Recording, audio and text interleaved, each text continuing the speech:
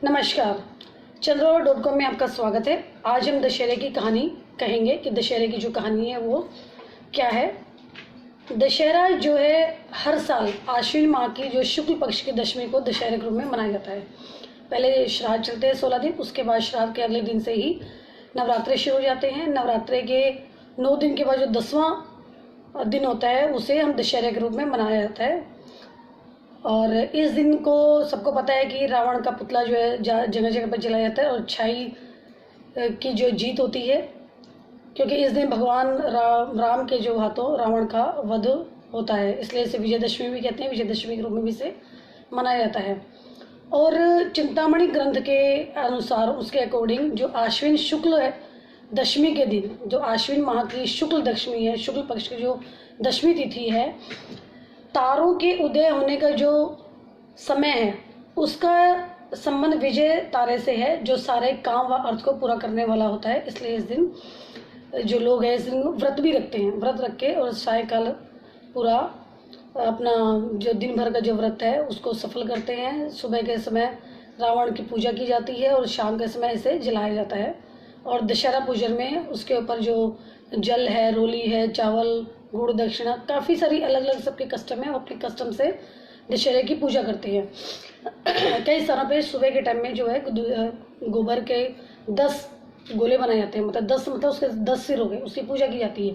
क्योंकि रावण को विद्वान माना गया, एक पंडित विद्वान था, तो उसकी पूजा करके, लेकिन उसने एक गलत काम किया था सीताहरण करके, तो शाम को उसका संस्कार भी किया जाता है।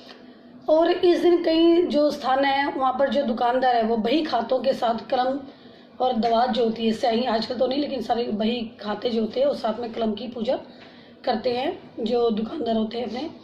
और इस दिन नीलकंठ जी के दर्शन करना भी शुभ माना जाता है। नीलकंठ जी मतलब शिव महाराज है। और जो व्रत करने वाला होता है वो शाम के टाइम फिर भोजन करने का एक नियम है। इसमें भोजन, कई लोग क्या है बोलते हैं कि भी भोजन से पहले ब्राह्मण को भी जिमा देना चाहिए। अच्छा है, अगर आप नहीं भी जिमाते तो भी कोई बात नहीं, व्रत रखा जा सकता है।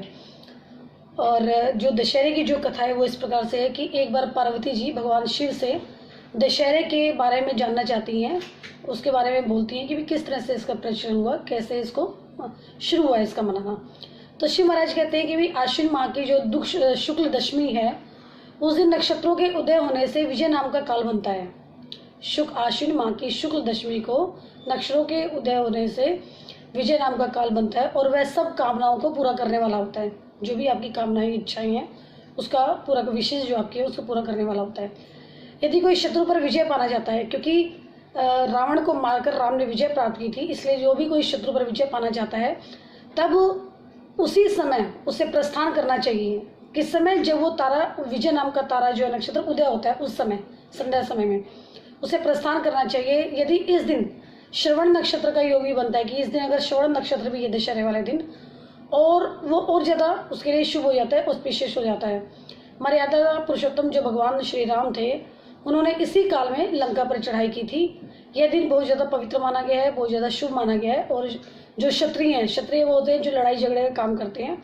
लड़ाई झगड़े मतलब जो युद्ध में जाते हैं, तलवारबाजी करते थे पहले के ज़माने में, वो क्षत्रिय हैं। क्षत्रिय जो होते हैं उनका प्रमुख त्यौहार है ये, उसको मेन त्योहार का जो है फेस्टिवल ही माना जाता है। बेशक शत्रु पर चढ़ाई ना करनी हो किसी को, लेकिन फिर भी इस दिन राजा अपने पूरे दलबल के साथ, सेना के साथ तैयार होकर जाता है और तमाम जो सज्जा के साथ पूर्व दिशा में, जो पूर्व मतलब ईस्ट डायरेक्शन में जाकर शमी का जो पेड़ है उसकी पूजा करता है। पहले के ज़माने में क्या होता था कि जो क्षत्रिय लोग होते थे राजा के साथ वही सेना में भर्ती होते थे और वही युद्ध के लिए जाते भी थे।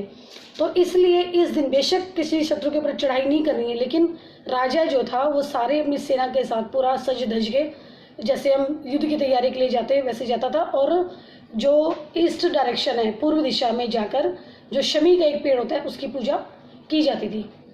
लेकिन आज के ज़माने में राजा महाराजा तो रहे नहीं हैं और शत्रु, लेकिन शत्रु तो आज भी हैं, पहले भी थे और आगे भी रहेंगे शत्रु। लेकिन अभी भी अगर किसी का शत्रु है तो उसको ख़त्म करने के लिए, उसका दमन करने के लिए, उसे दबाने के लिए, मारने के लिए पूर्व दिशा में जाना चाहिए और पूर्व दिशा में जाकर शमी का जो पेड़ है उसकी पूजा करनी चाहिए। तो शिव जी बोलते हैं पूजन करने वाले व्यक्ति को शमी का जो पेड़ है उसके सामने खड़े होकर ध्यान लगा कर कहना चाहिए, हे शमी वृक्ष, तू सब पापों को नष्ट करने वाला और शत्रुओं को परास्त करने वाला, परास्त मतलब पराजित करने वाला है। तुमने अर्जुन का धनुष धारण किया और रामचंद्र जी से प्रिय वाणी कही।